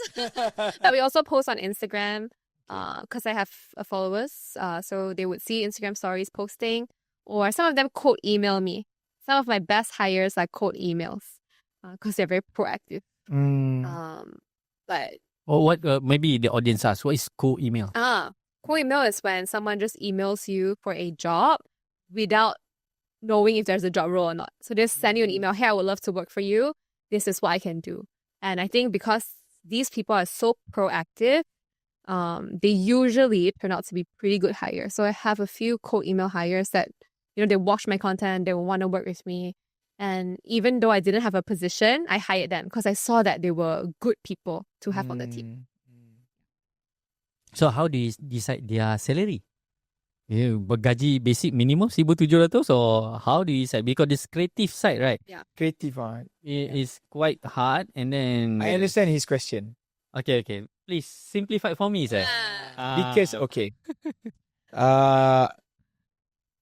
What Mr. Pudin asks is basically represent most of entrepreneurs. Yeah. Okay? Because we know we need to create content. But then it's hard to find creative punya, kalau the founder tu yang creative, Yeah. then no issue. The problem adalah founder tu memang clueless. Tahu buat duit dia, tahu jual dia. Dia like literally apa itu video? Yes. What is, you talk about 5 second, 3 second. For them, they cannot like, bila tengok video, hook tu dia tak boleh, they cannot dapat get the idea kan. Yeah. So they need to find someone to like buatkan untuk dia. It's hard to find someone yang creative, And kan? passionate. Passionate kan. So that's why I asked that question. Yes, So what is the question? Yeah, that's the question lah. Susah nak cari. So, cari tu satu. And then, how do you, apa orang kata, reward them? Gaji tu macam mana? Is there any commission? If reach high, you bagi commission ke? For you based to on repeat reach them? ke? Because ada certain when I like jumpa dengan entrepreneurs kan, ada certain tu bagi reward based on reach. Contoh, if you can create content dekat TikTok and then the content reach like 3 million, 4 million, I will reward you with one iPhone. Wow. Ada. Yeah, I because want to work there. Any iPhones? because it's so hard to find people yang ada creative Yep. mind kan. Yeah. So how you reward your team? I think we try to structure our company more. I think like a more structured style now.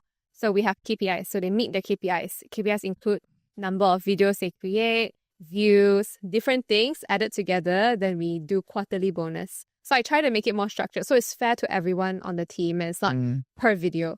I think it's different for entrepreneurs because maybe they see the ROI directly. Correct. Yeah. But for us, viral videos is our job. You know what I mean? Yeah. Every video needs to be viral, and that's the standard that we try to set. So that's part of the KPI. In terms of, I believe that a lot of people, especially in Malaysia, they want to create good content, but they don't know how. So it's not really about work attitude or passion. They don't have the tools or knowledge. So if I say, if you can do it, I'll give you an iPhone, for example. So I train my team. So previously we hired a consultant for my editors. This is their first job, or they've only edited freelance before. And so I want to try to see how I can give them the best training so they can be at the standard that I want them to be. So we really try to invest a lot in that. Yeah. Wow. So it's hard to hire someone who is great at editing in the beginning, I think. So how do you choose them? How do you choose the candidate? Because you're not looking at the what there's the skill. So how do you see? I think basic skill is number one for sure. Editing, they need some level of knowledge, sense.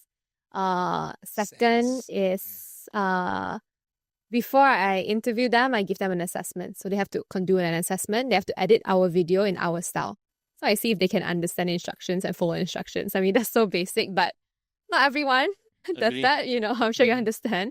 And then during the interview, it's more about their attitude and personality. And so I ask, are you why do you do what you do? And trying to understand their work attitude. Are they responsible?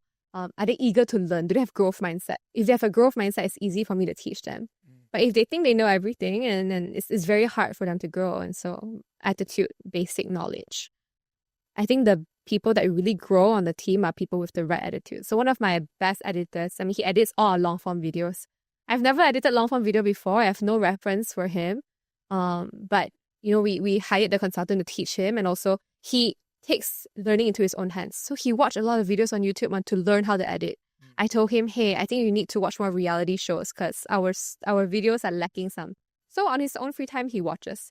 This kind of hire, right? I will reward and protect at all costs. Never leave the company, right? Because they are such, independent workers. And so I make sure to, for example, give him a raise before he asks. Make sure to make him feel rewarded and special and appreciate him so that he knows that, we value and he's important to us. We try to do that. Not perfect every time, but we try, Yep. So is there any ratio? How many you interview? How many that you take? I think we send assessment, maybe if let's say send assessment to 30 people, maybe 5 make the interview. Sometimes we don't even hire anyone. But maybe out of 10 interviews, we hire 1 for that role. Something like that. But a lot of process before the interview. Do they need to have a character like Suka Kids or actually I asked them, okay. but not must lah. Okay. But It's a bonus. It's a bonus, especially if they work with the kids on set. Okay. If they hate kids, they will hate the job, right? But yes, I asked them that. I love kids.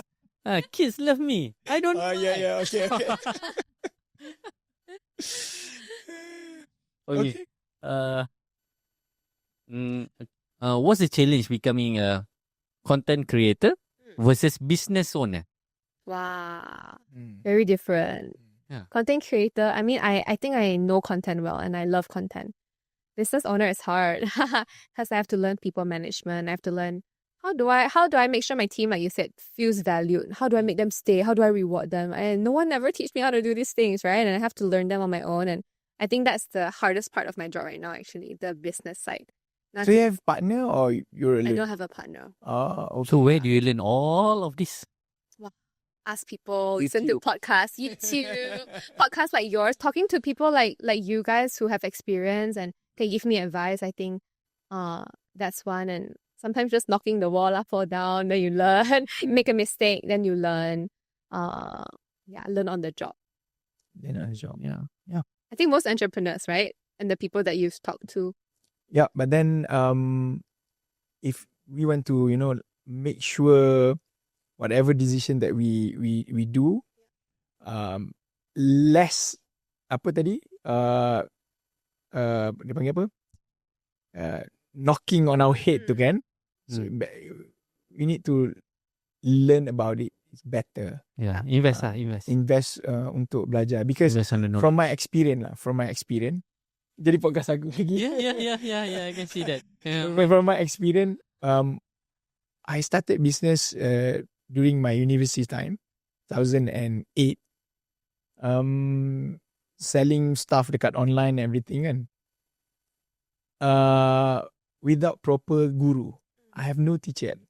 I just like baca dekat Google, study buku, I purchase books and baca kan.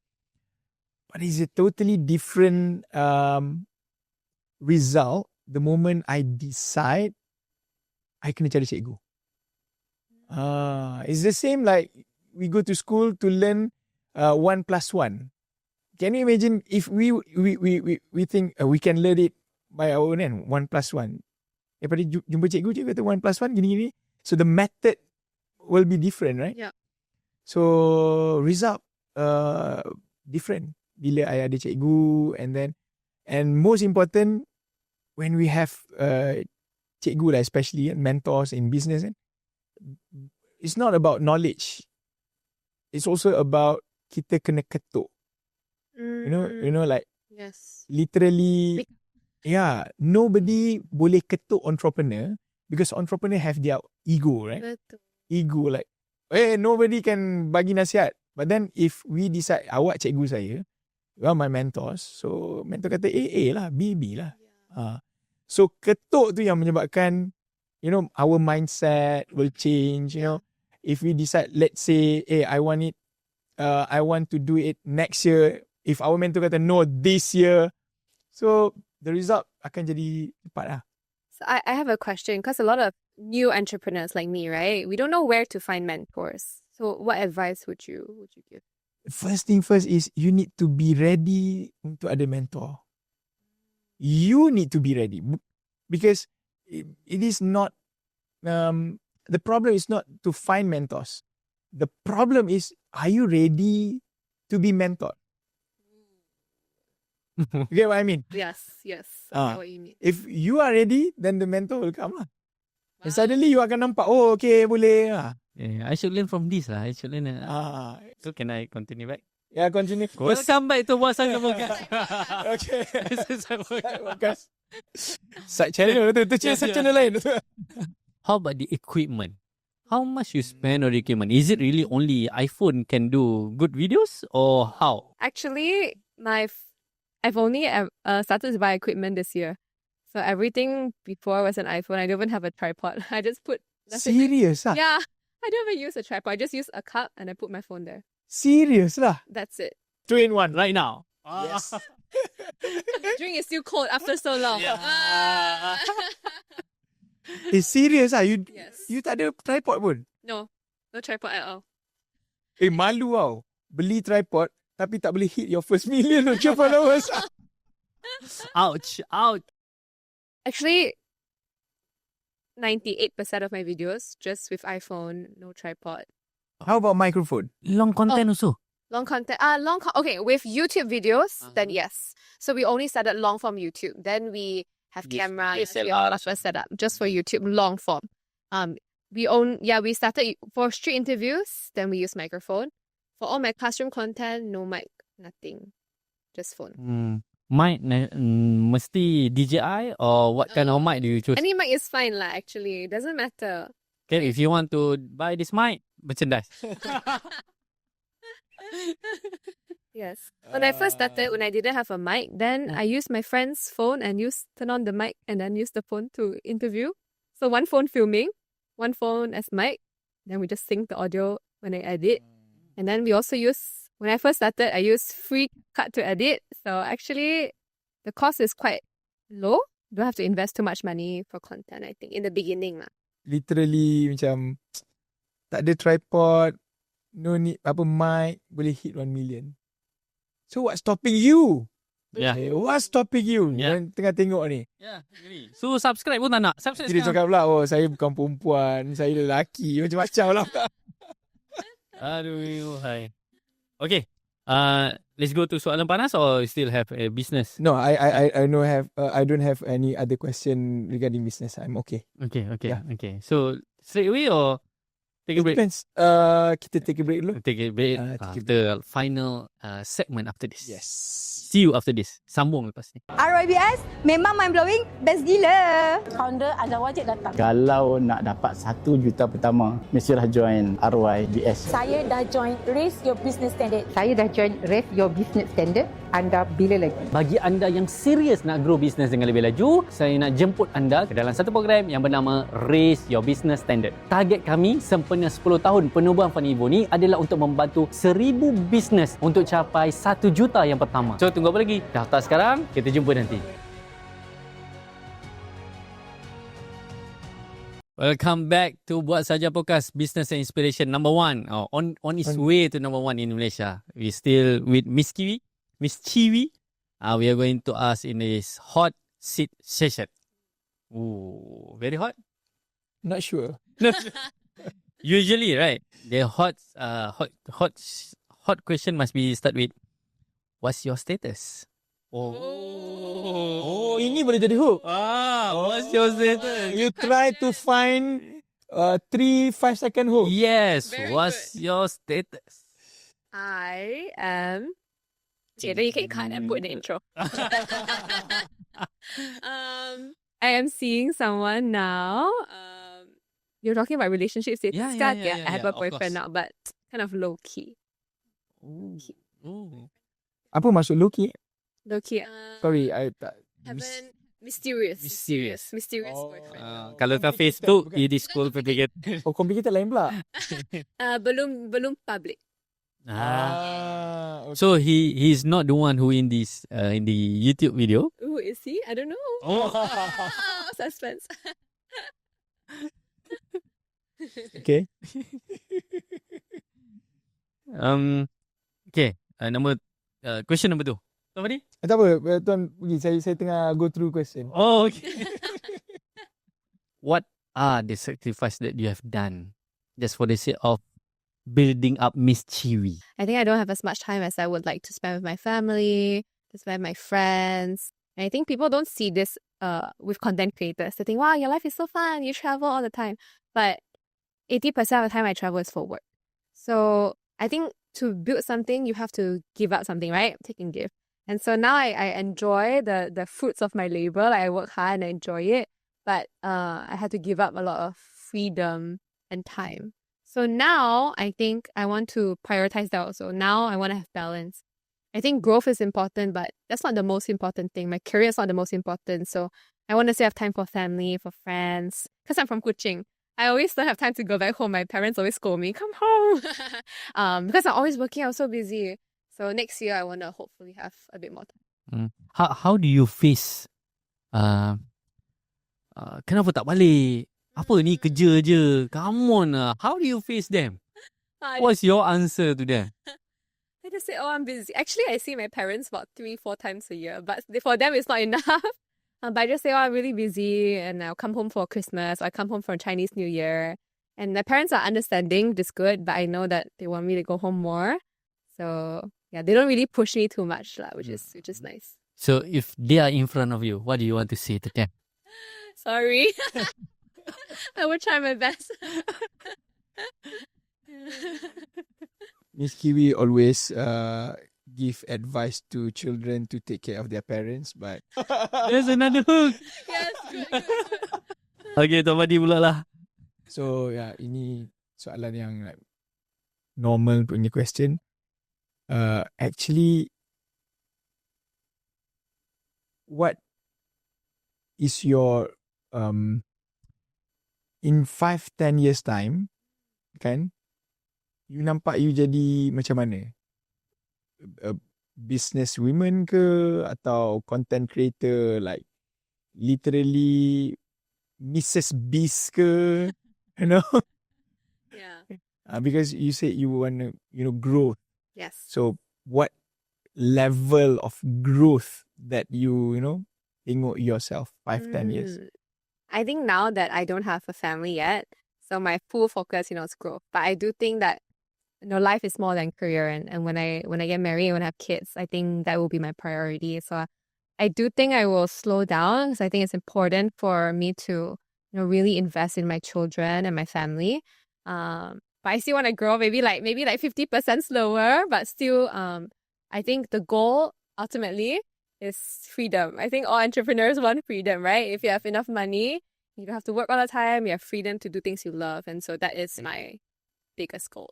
Okay. Yeah. I have one question suddenly appear. Yeah. Do your partner, which is like apa tadi? Low key. Low key partner, support whatever you do now? Because I believe supportive punya partner is very important during our journey, especially contoh entrepreneurship, content creator.